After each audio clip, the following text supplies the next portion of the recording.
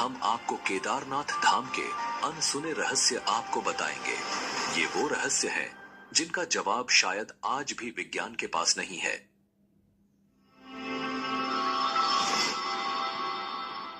भारत के उत्तराखंड में बसा केदारनाथ धाम केवल एक मंदिर नहीं, बल्कि आस्था, रहस्य और चमत्कारों का अद्भुत संगम है। हिमालय की ऊंचाइयों में 12 ज्योतिर्लिंगों में से एक यह पवित्र स्थल सदियों से भक्तों को अपनी ओर खींचता आया है। पर क्या आप जानते हैं कि इस मंदिर के हर पत्थर के पीछे छिपी हैं अनगिनत कहानियां, जो केवल आस्था ही नहीं बल्कि चमत्कारों और विज्ञान से भी जुड़ी हैं।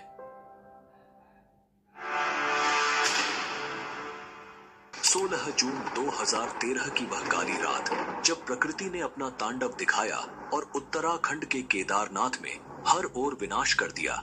केदारनाथ में बाढ़ का पानी मंदाकिनी नदी से उफनता हुआ आ रहा था। भारी बारिश और चौराबाड़ी ग्लेशियर के पिघलने से स्थिति और भी भयावह हो गई। जैसे ही पानी मंदिर की ओर बढ़ा, अचानक एक विशाल शिला, जिसे अब भीमशिला कहा जाता है, पानी के बहाव के साथ बहती हुई मंदिर के पीछे आकर रुक गई। वह पत्थर मंदिर के करीब 50 फीट पीछे रुक गया और बाढ़ के पानी को 2 हिस्सों में बांट दिया। उस क्षण मानो भगवान शिव की स्वयं कृपा ने मंदिर को तबाही से बचा लिया। बाढ़ का सारा पानी भीमशिला से टकराकर मंदिर के दोनों ओर से बह गया। आसपास के सभी ढांचे बह गए, लेकिन मंदिर, शिव का यह पवित्र धाम, चमत्कारिक रूप से सुरक्षित बचा रहा। यह सिर्फ एक घटना नहीं थी, यह शिव के प्रति भक्तों की आस्था का जीवंत प्रमाण बन गया। इस विशाल शिला को स्थानीय लोगों ने भीमशिला का नाम दिया। महाभारत के वीर योद्धा भीम के नाम पर रखी गई यह शिला अब केदारनाथ धाम के चमत्कार की प्रतीक बन चुकी है। इसका नाम भीमशिला ही क्यों रखा गया और पांडव का केदारनाथ से क्या संबंध था, वो हम आगे बात करेंगे। लोगों का मानना है कि यह भगवान शिव की कृपा और महाभारत के भीम की शक्ति का प्रतीक है। वैज्ञानिक भी इस घटना से हैरान रह गए। उनका मानना है कि यह पत्थर पहाड़ से खिसक कर बहता हुआ नीचे आ गया था। लेकिन यह कैसे संभव हुआ कि यह शिला मंदिर के ठीक पीछे आकर रुकी और पानी के बहाव को 2 हिस्सों में बांट दिया। यह शिला लगभग 20 से 25 फीट लंबी और 10 से 15 फीट चौड़ी थी। इसका वजन लगभग 1000 मीट्रिक टन का माना जाता है। अगर यह शिला मंदिर से टकराती तो मंदिर को पूरी तरह नष्ट कर देती। उस दौरान मंदिर में करीबन 300 लोग ने शरण ली हुई थी और इस शिला की वजह से उन सब की जान बच गई।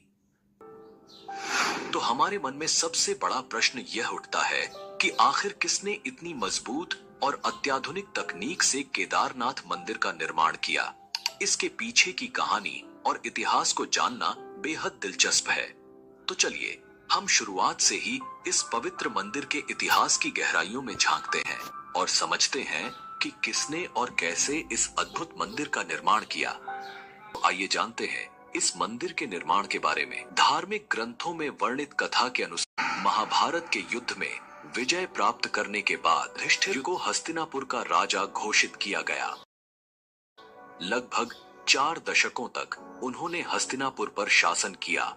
एक दिन पांडव भगवान श्री कृष्ण के साथ बैठकर महाभारत युद्ध की समीक्षा कर रहे थे। उस समय पांडवों ने श्री कृष्ण से कहा, हे नारायण, हम भाइयों पर अपने बंधु बांधवों और गुरुजनों की हत्या का कलंक है। इस कलंक को कैसे मिटाया जाए? श्री कृष्ण ने उत्तर दिया, भले ही तुमने युद्ध में विजय प्राप्त की हो, लेकिन तुमने अपने बंधु बांधवों का वध किया है और इसके कारण तुम पाप के भागी बने हो।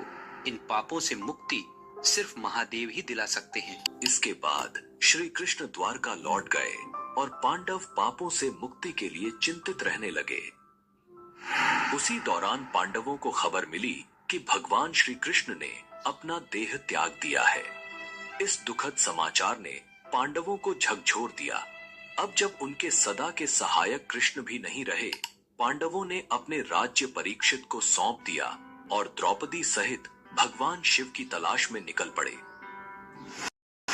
सबसे पहले पांडव काशी पहुंचे, लेकिन वहां भोलेनाथ के दर्शन नहीं हुए।